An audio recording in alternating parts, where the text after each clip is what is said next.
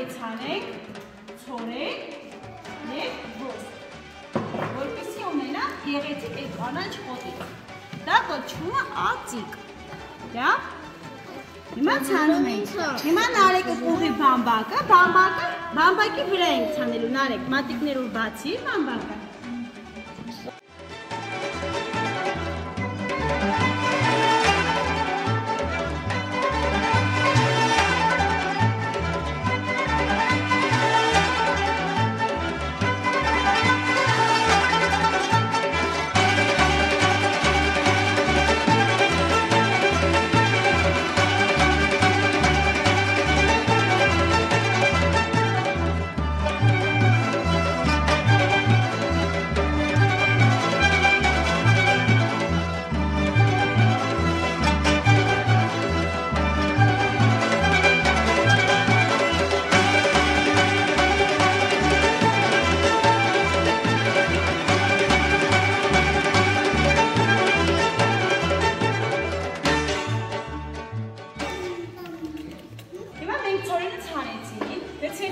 Բամբակի վրա